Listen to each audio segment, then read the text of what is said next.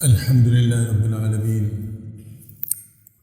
الصلاة والسلام على خاتم النبيين أما بعد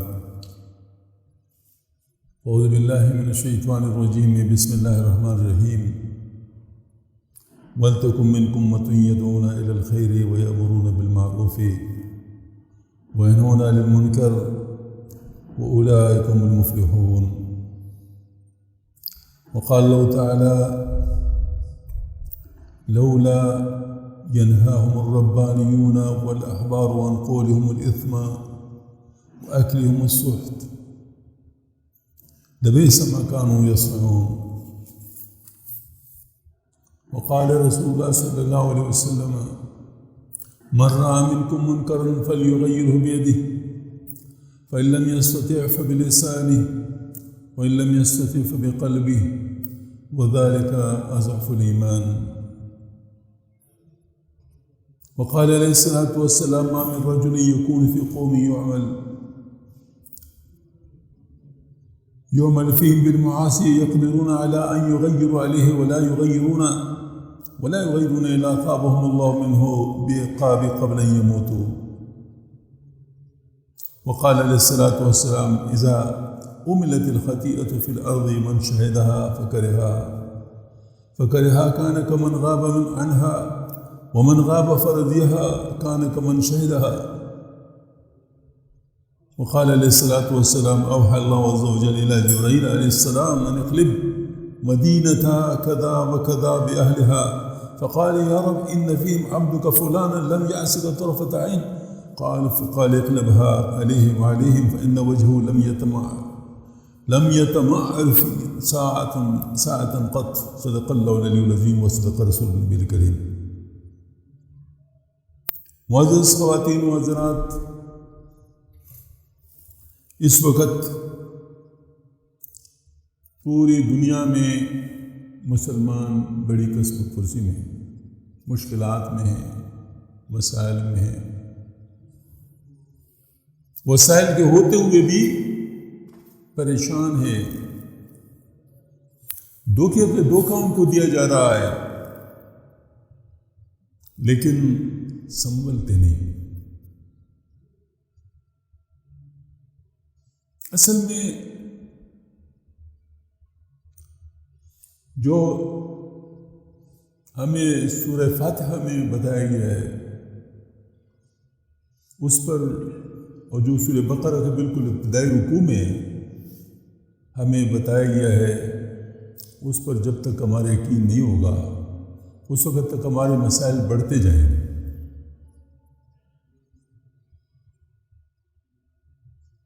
اب سورہ فاتحہ یہ ایسی صورت ہے جو ہمیں کوئی ادنا سے ادنا مسلمان بھی اگر ہوگا تو نماز تو پڑھتا ہوگا، اور نماز جو بھی پڑھتا ہوگا تو چاہے فرض پڑھ رہا ہے، نفل پڑھ رہا ہے، سنتیں پڑھ رہا ہے، اس میں سورہ فاتحہ تو پڑھتا ہوگا. اور سورہ فاتحہ میں کیا پیغام ہے؟ اگر اس کو اتنی نمازیں پڑھنے کے باوجود نہیں سمجھے تو یہ غفلت کی انتہا ہے. یہ غفلت کی انتہا ہے کہ ہم اس حد تک غافل ہیں کہ ابھی تک ہمیں سورہ فاتحہ جو چھوٹی سی سورت ہے اس کا بھی پتہ نہیں کہ ہم اس میں کہہ کیا رہے ہیں. اب دیکھیں، اس میں اول تو اللہ جل شانہ کی حمد و ثنا ہے، الحمدللہ رب العالمین الرحمن الرحیم مالک یوم الدین. پھر اس کے بعد اس کے ساتھ اپنے رشتے کا اظہار ہے، ایاک نعبد و ایاک نستعین، ہم تیری بات کرتے ہیں، تجھی سے مدد مانگتے ہیں. پھر کون سی مدد مانگتے ہیں، کون سی چیز ہم اللہ تعالیٰ سے دعا کرتے ہیں، کس چیز کی؟ اہدنا الصراط المستقیم صراط الذین انعمت علیہم غیر المغضوب علیہم ولا الضالین. اللہ نے سیدھے راستے ہدایت فرما، راستہ ان لوگوں کا جن پر تو نے انعام کیا ہے، نہ ان لوگوں کا راستہ جن پر تیرا غصہ ہے یا وہ گمراہ ہے، نہ ان لوگوں کا راستہ جو گمراہ ہے. اس کا مطلب یہ ہوا کہ ہمیں سیدھے راستے پہ جانا ہے. ایک بات، سیدھے راستہ کون سا ہے؟ عوامر نہیں پر پورا عمل، یہ سیدھا راستہ ہے. شریعت پر پورا پورا عمل یہ سیدھا راستہ ہے، شریعت کے ظاہر و باطن کو لینا یہ سیدھا راستہ ہے۔ عملی نمونہ کن کا ہے؟ انعمت علیہم، عملی نہیں نمونہ انعمت علیہم کا ہے۔ انعمت علیہم کون ہے؟ انبیاء، صدیقین، شہداء، صالحین۔ انبیاء تو اس دنیا سے تشریف لے گئے، اب کبھی کوئی نبی نہیں آئے گا، ان کی تعلیمات باقی ہیں، آپ صلی اللہ علیہ وسلم کے بالخصوص۔ صدیقین بہت توڑے ہوتے ہیں، شہداء کا پتہ اس وقت چلتا ہے جب وہ اس دنیا سے رخصت ہو جاتے ہیں، تو ہمارے پاس رہ جاتے ہیں صالحین۔ پس صالحین کا راستہ ہم مانگتے ہیں، ہم صالحین کا راستہ، یعنی عملاً ہمارے پاس ثبوت کس چیز کا ہے؟ صالحین کے راستے کا۔ اس وجہ سے صالحین کی صحبت یہ بہت بڑی نعمت ہوتی ہے، صالحین کی صحبت۔ کونوا مع الصادقین، اللہ پاک کی طرف سے حکم ہے۔ اور حضرت مجھے فرماتے ہیں میں فتویٰ دیتا ہوں کہ اس وقت صالحین کی صحبت فرض عین ہے، کیونکہ اس کے بغیر ایمان کا بچنا بھی مشکل ہے، ایمان کا بچنا بھی مشکل ہے۔ تو صالحین کے پیچھے چلنا یہی ہمارے لیے ایک راستہ ہے۔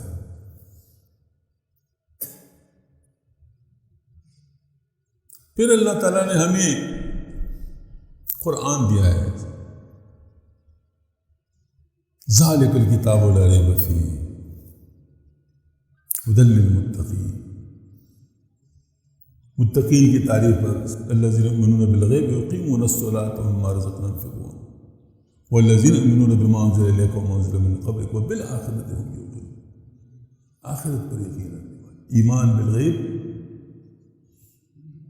اور اقامت الصلاۃ، ایتاء الزکوٰۃ، اور ساتھ یہ کہ جو وحی اتری ہے آپ صلی اللہ علیہ وسلم پر اور آپ صلی اللہ علیہ وسلم سے پہلے، اس پر ایمان اور آخرت پر یقین، یہی وہ راستہ ہے جو تو فلاح کا راستہ ہے۔ اولئک علی ھدی من ربہم واولئک هم المفلحون۔ تو اگر ہم لوگ اس راستے پہ چلیں تو کامیابی ہے، دنیا میں بھی کامیابی ہے، آخرت میں بھی کامیابی ہے۔ اور اگر اس راستے پہ نہیں چلتے تو پھر اللہ پاک بچائے، پھر ہمیں فٹ بال بنایا جائے گا، کوئی ادھر سے کک مارے گا، کوئی ادھر سے کک مارے گا، نہ دنیا کے رہیں گے نہ آخرت کے رہیں گے۔ اس وجہ سے ہم لوگ کو راستہ اب چننا ہے کہ ہم کون سا راستہ اختیار کریں۔ اب ساری بات عرض کرتا ہوں کہ اس وقت جو سب سے بڑا مسئلہ ہے وہ کیا ہے؟ وہ حب عاجلہ ہے۔ اللہ جل شانہ نے ہمیں قرآن پاک میں یہ فرما دیا، کلا بل تحبون العاجلۃ وتذرون الآخرۃ۔ آگاؤ جو کہ تم نے فرمایا کلا بل تحبون، نہیں بلکہ تم جو فوری چیز ہے اس کو طلب کرتے ہو، تم اس کو پسند کرتے ہو، جو بعد میں آنے والی اس کو چھوڑتے ہو ہرگز۔ تو اس کا مطلب یہ ہے کہ ہم یہ جو کرتے ہیں نا، جو سامنے کی چیز اس کو لینے کے لیے جو آنے والی چیز اس کو چھوڑتے ہیں، یہی بڑا نقصان ہے، یہی بڑا نقصان ہے۔ اور یہ ہماری دنیا میں بھی یہ مسئلہ ہے، دنیا کی چیزوں میں بھی یہی مسئلہ ہے کہ دنیا میں بھی اگر ہم سامنے والی چیز لے لیں اور بعد میں آنے والی چیز کو چھوڑ دیں تو تباہی ہے۔ مثلا شوگر کا مریض ہے، اس کے سامنے میٹھا ہے، یہ سامنے والی چیز ہے، دل چاہتا ہے، نفس چاہتا ہے کہ اس کو لے لوں، اس کو کھاؤں، لیکن اس کو ڈاکٹر خبردار کر رہا ہے کہ خبردار آپ نے نہیں کھانا، اگر کھاؤ گے تو بیمار ہو جاؤ گے، پھر تمہارے دل کو تکلیف ہو سکتی ہے، دماغ کو اثر پڑ سکتا ہے، گھٹنوں پہ اثر ہو سکتا ہے، مطلب یہ ہو سکتا ہے، وہ ہو سکتا ہے، ساری چیزیں آپ کو بتا دی اور آپ نے مان لی ہیں، لیکن فوری چیز کے سامنے انسان نہیں ڈرتا، وہ بعد میں آنے والی چیز دیکھا جائے گا۔ یہ بات غلط ہے، یہ بات غلط ہے، دیکھا جائے گا والا اصول غلط ہے۔ پہلے سے جان لو کہ کیا ہوگا، کس طرح ہوگا. کیوں اللہ تعالیٰ نے اس دنیا کو دارالاسباب بنایا. اس میں اسباب سے بھاگ نہیں سکتا. اسباب پہ بھروسہ نہیں ہے، اسباب پہ بھروسہ نہیں ہے، حکم نہیں ہے اسباب پہ بھروسے کرنے کا. بھروسہ تو اللہ پر ہوگا. وَمَن يَتَوَکَّلْ عَلَى اللَّهِ فَهُوَ حَسْبُهُ. بھروسہ اللہ پر ہوگا، لیکن اسباب کو اختیار کرنا پڑے گا.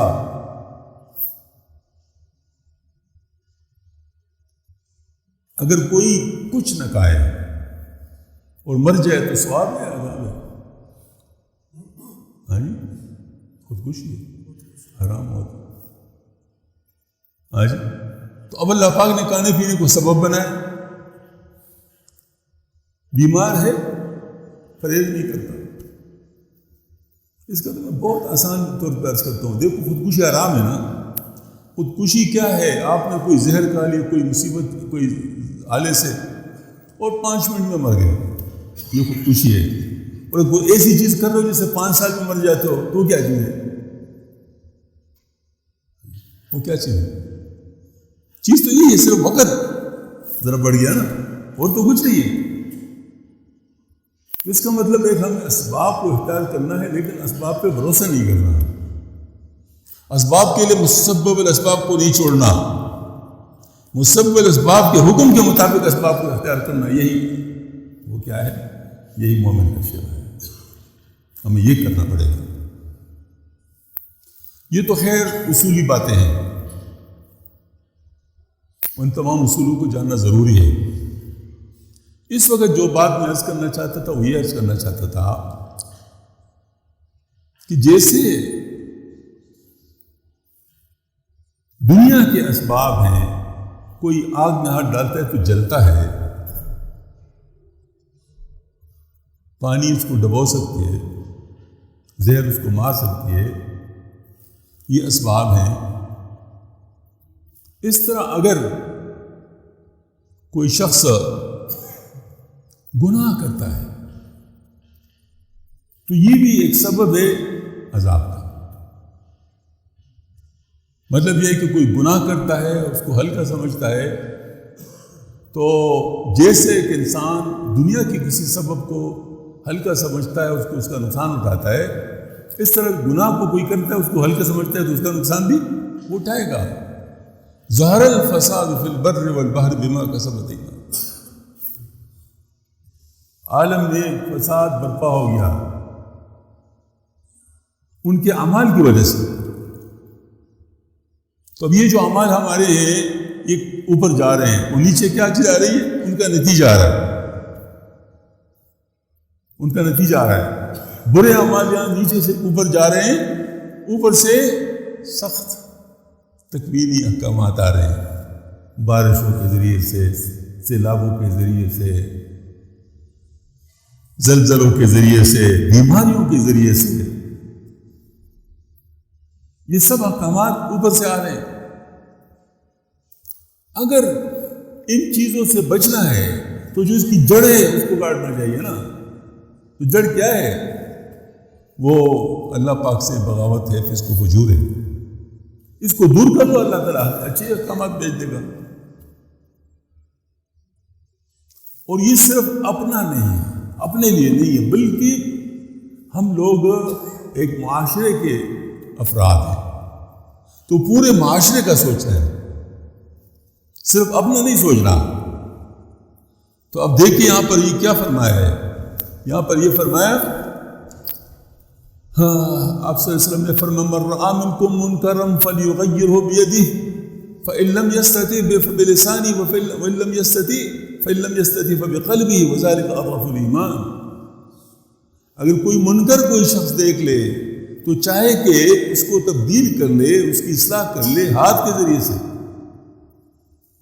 اگر یہ نہیں کر سکتا تو پھر زبان کے ذریعے سے، اور اگر اس کی بھی استطاعت نہ ہو تو اپنی دل سے اس کو برا جان لے. اور یہ سب سے نیچا ایمان ہے، سب سے نیچے درجے کا ایمان ہے. اس سے نیچے درجے کوئی نہیں، کیونکہ گناہ کو کوئی گناہ نہ سمجھے تو ایمان کدھر رہا. اس وقت صورتحال یہ دیکھ کے فرمایا گیا کہ آخر میں ایسا وقت آئے گا جب صبح کو انسان مسلمان ہوگا، شام کو کافر ہوگا، شام کو مسلمان ہوگا، صبح کافر ہوگا. وہ کیسے ہوگا؟ ظاہر ہے اگر کوئی شخص گناہ کو گناہ نہ سمجھے، اس کا ایمان چلا جائے تو اس کو تو پتہ بھی نہیں چلے گا، اس کو تو پتہ بھی نہیں چلے گا اور ایمان چلا گیا ہوگا. تو یہ اصل میں بہت خطرناک بات ہے. اور گناہ کی حمایت کرنا اور گناہ کی دعوت دینا تو اور خطرناک بات ہے. اس وجہ سے سب سے بڑا کام کیا ہے؟ خود نیک عمل کر کے دوسروں کو نیک عمل کی نصیحت کرنا، خود برائی سے بچ کر دوسروں کو برائی سے بچنے کی کا کہنا. اس کے بارے میں بھی احکامات موجود ہیں. فرمایا وَلْتَكُن مِّنكُمْ أُمَّةٌ يَدْعُونَ إِلَى الْخَيْرِ وَيَأْمُرُونَ بِالْمَعْرُوفِ وَيَنْهَوْنَ عَنِ الْمُنكَرِ وَأُولَٰئِكَ هُمُ الْمُفْلِحُونَ. تم میں ایک ایسی جماعت ہونی چاہیے جو خیر کی طرف بلائے اور لوگوں کو نیک کام کی نصیحت کرے اور برائی سے روکے، اور یہی وہ لوگ ہیں جو فلاح پانے والے.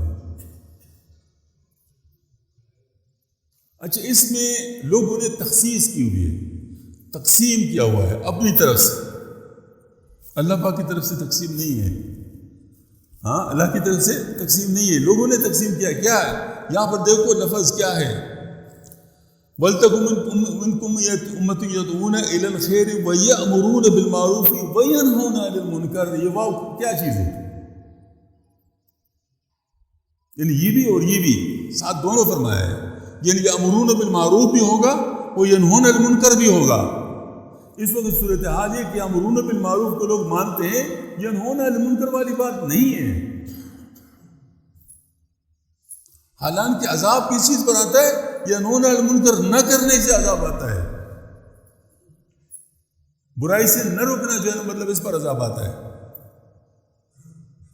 دیکھیں سورہ شمس میں آخر میں جو قوم سمود کی تباہی کی جو بات کی گئی ہے، اس میں فرمایا کذبت ثمود بطغواها اذ انبعث اشقاها، سب سے شقی آدمی ان میں سے اٹھا. لیکن آخر میں کیا فرماتے ہیں؟ سارے قوم کو ملیا میٹ کر دیا. کچھ اس پر سوچیں. ابتدا میں کہتے ہیں شقی آدمی ان میں سے اٹھا، اس نے جو ہے نا مطلب وہ اونٹنے کو مارنا چاہا.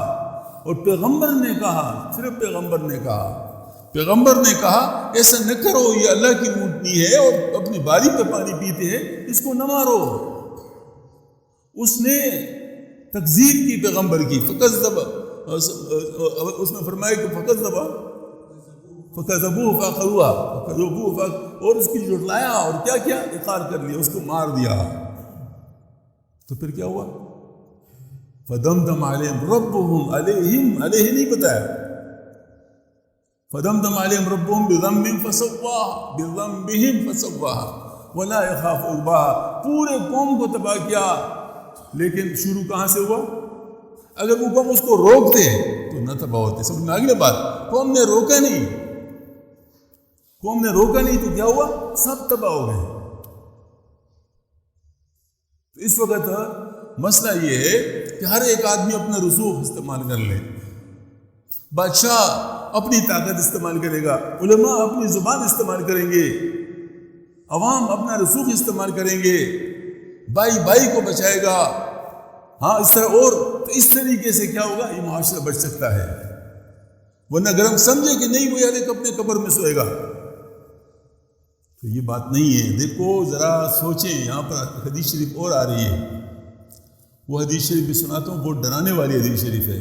وقال علیہ الصلوۃ والسلام اوحى الله عز وجل الى جبرائیل علیہ السلام ان اقلب مدینۃ کذا وکذا باہلها. جبرائیل علیہ السلام کو اللہ پاک نے وحی فرمائی کہ اس شہر کو الٹا دو ان کے لوگوں پر. فقال یا رب، جبرائیل علیہ السلام کہتا ہے یا رب ان فیم عبدک فلان، اس میں تو فلاں تیرا بندہ ہے، لم یعصک طرفۃ عین، جس نے ایک لمحے کے لیے بھی تجھے ناراض نہیں کیا، تجھے غصہ مطلب تیرے گناہ نہیں کیا. تو پھر کیسے الٹائیں اس پر؟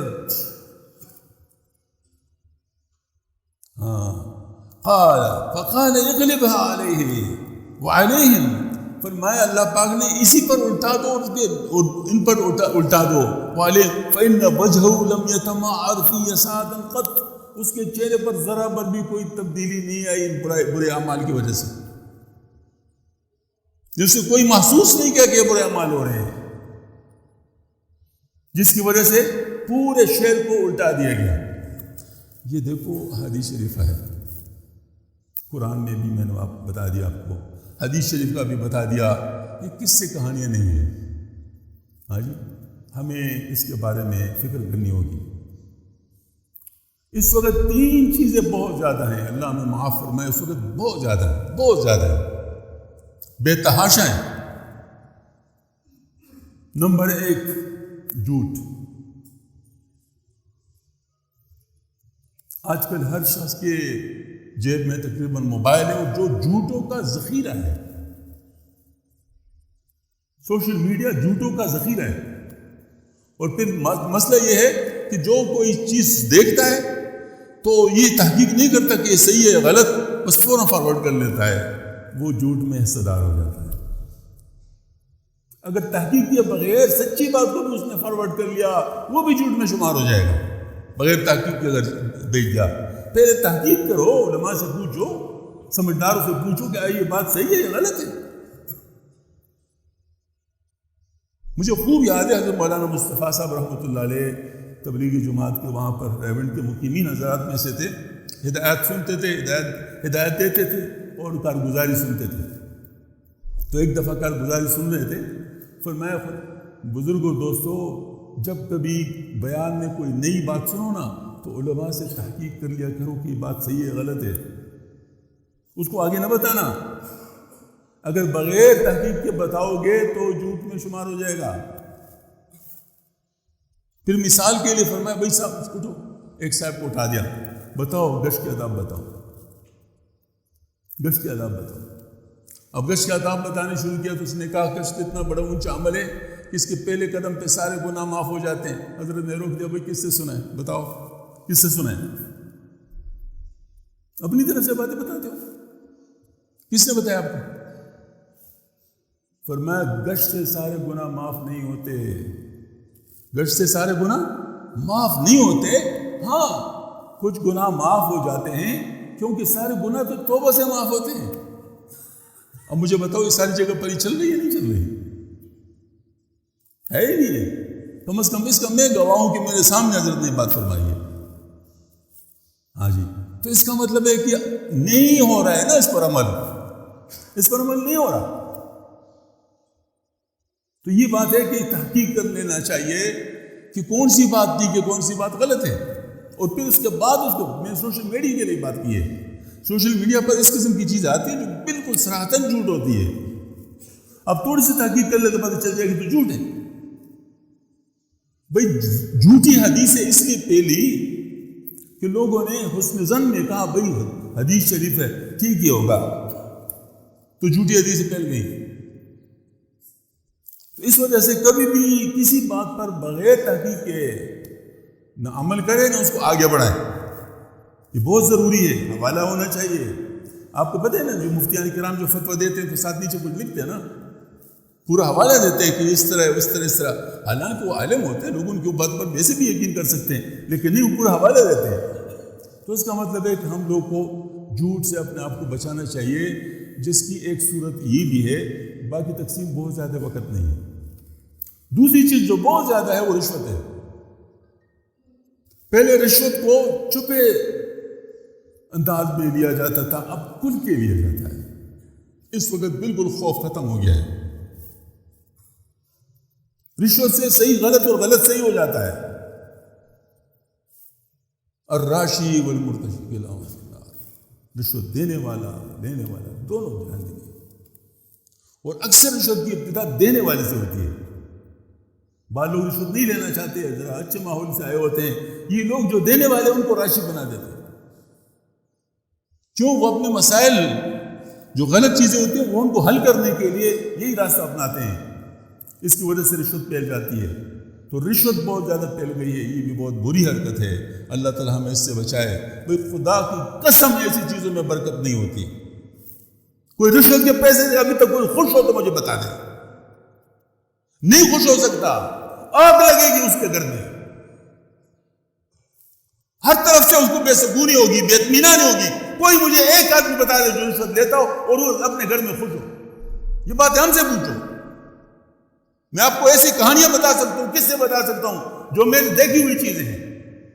رشوت والے کبھی خوش نہیں ہو سکتا. اللہ سے بغاوت کر کے تم خوش ہو جاؤ گے. اور یہ مال کس لیے چھوڑتے ہو؟ ان لوگوں کے لیے جو تیرا نام بھی بعد میں نہیں لیں گے. تو ایک تو رشوت ہے، اور تیسری خبیث چیز جو اللہ سے جنگ ہے وہ سود ہے. وہ بہت زیادہ پھیل گیا ہے، بہت زیادہ پھیل گیا ہے. مختلف طریقوں سے وہ پھیل رہا ہے. پیسہ پیسہ پیسہ پیسہ، ہر طرف پیسہ پیسے کا نعرہ ہے، اور اس پیسے نے لوگوں کو تباہ کر دیا. میرے پاس ایک صاحب آیا، یہ پیسہ نہیں، پیسہ تو مجھے یاد آ گیا، وہ کوئی یہ ایزی پیسہ اس کا ڈائریکٹر تھا. وہ اتنے پریشان تھے، مجھے کہتے ہیں کہ شاہ صاحب کیا کروں، تقریباً 3 لاکھ سے زیادہ میری تنخواہ ہے اور 12 تاریخ تک نہیں رہتی، 10-12 کے بعد میں کریڈٹ پہ چلتا ہوں. یہ خود اس نے بتایا. میں نے کہا اس سے توبہ کرو، کوئی اور سروس کر لو. ہاں جی. پھر کراچی گیا تو کراچی سے مجھے ٹیلی فون کیا کہ الحمدللہ میں نے دوسرا جاب. ایک صاحب تھے، وہ جو ہے نا وہ سودی بینک میں تھے، اس کے ساتھ بھی یہی تھا. 10-12 دن سے کے بعد پھر کریڈٹ پہ جاتا تھا. جب اس نے اسلامی بینکنگ میں وہ لے لیا، ٹھیک ہے ان میں بھی کمزوری ہے، لیکن کم از کم ایک سٹیپ تو ہے، صحیح ڈائریکشن میں ایک سٹیپ تو ہے. تو بہرحال وہ جیسے گیا تو وہ خود کہتا ہے کہ پہلے ہی تنخواہ سے میری بچت شروع ہو گئی. اللہ کی طرف سے برکت آتی ہے، چیزوں کی طرف سے نہیں ہوتی. اللہ کی طرف سے برکت آتی ہے. تو اس سود کو چھوڑو. بعض لوگ بیچارے ساری عمر سروس کر کر کے اپنے آپ کو فارغ خرچ کر کے آخر میں اپنا پیسہ فکس ڈپازٹ میں جمع کر کے اپنے آپ کو جہنمی بنانے کا راستہ بنا لیتے. خدا کے بندو، اپنے حلال پیسوں کو کیوں حرام کرتے ہو؟ ہاں یہ چیزیں ہیں اس طرح. تو بہرحال 3 چیزیں میں نے آپ کو بتا دی. بعد میں بھی بہت ساری باتیں ہو سکتی ہیں. 3 چیزیں: جھوٹ، رشوت اور سود. ان 3 چیزوں سے میں بھی توبہ کرتا ہوں، آپ بھی میرے ساتھ توبہ کریں. اے اللہ ہم کبھی اب جھوٹ نہیں بولیں گے. اے اللہ کبھی بھی رشوت نہیں لیں گے. اے اللہ کبھی بھی سود نہیں کھائیں گے. اے اللہ جو کچھ حرام ہوا یا اللہ معاف کر دے، ہم توبہ کرتے ہیں، آئندہ کے لیے حرام نہیں کریں گے. اے اللہ ہماری توبہ قبول فرما. وآخر دعوانا الحمدللہ.